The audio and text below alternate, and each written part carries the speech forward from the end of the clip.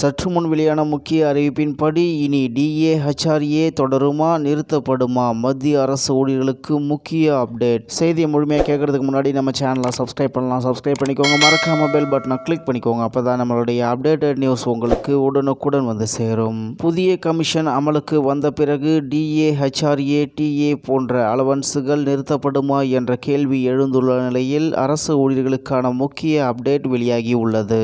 சமீபத்தில் மத்திய அரசு 8வது ஊதிய குழுவிற்கான குறிப்பு விதிமுறைகள் அதாவது TORஐ வெளியிட்டுள்ளது. இதனால் புதிய கமிஷன் அதிகாரப்பூர்வமாக அமைக்கப்பட்டதை உறுதி செய்யப்பட்டுள்ளது. நீதிபதி ரஞ்சனா தேசாய் தலைமையில் 3 பேர் கொண்ட குழு செயல்பட உள்ளது. இந்த குழுவிற்கு 18 மாத கால அவகாசம் வழங்கப்பட்டுள்ளது. அதாவது 2027 நடுப்பகுதியில் அறிக்கை சமர்ப்பிக்கப்படும் என எதிர்பார்க்கப்படுகிறது. அதன் பின்னரே மத்திய அமைச்சரவை விவாதித்து இறுதி ஒப்புதல் அளிக்கும். இதனைத் தொடர்ந்து ஊழியர்களிடம் எழும் முக்கிய கேள்வி டிஏ ஹெச்ஆர்ஏ டிஏ போன்ற அலவன்ஸுகள் நிறுத்தப்படுமா என்பதாகும். 8வது ஊதிய குழுவின் பரிந்துரைகள் 2027 வெளியானாலும் அவை 2026 ஜனவரி 1 முதல் அமலுக்கு வந்ததாக கருதப்படும். அதனால் ஊழியர்கள் மற்றும் ஓய்வூதியர் புதிய சம்பளத்தை பின்னர் பெறுவார்கள். ஆனால் ஆரியர்ஸ் 2026 ஜனவரி 1 முதல் கணக்கிடப்படும் என்பது குறிப்பிடத்தக்கது.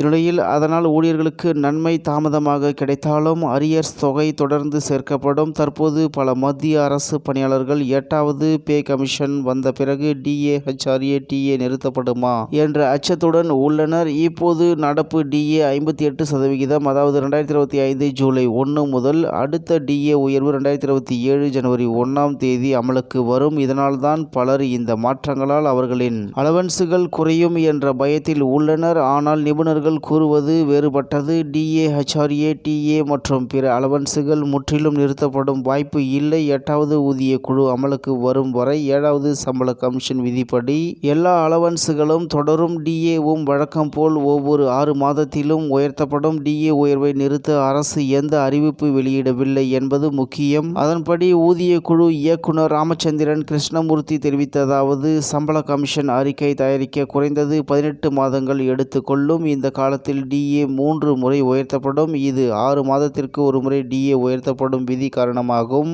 ஒவ்வொரு உயர்வும் சுமார் 3% என கணக்கிட்டால் தற்போதைய 58% டிஏ அடுத்த 18 மாதங்களில் 67% வரை சென்று சேரலாம். இது வெறும் மதிப்பீடு மட்டுமே. உண்மையான உயர்வு CPI அடிப்படையில் நிர்ணயிக்கப்படும் என்று கூறினார் என்று தகவல் வெளியாகியுள்ளது என்பது குறிப்பிடத்தக்கது.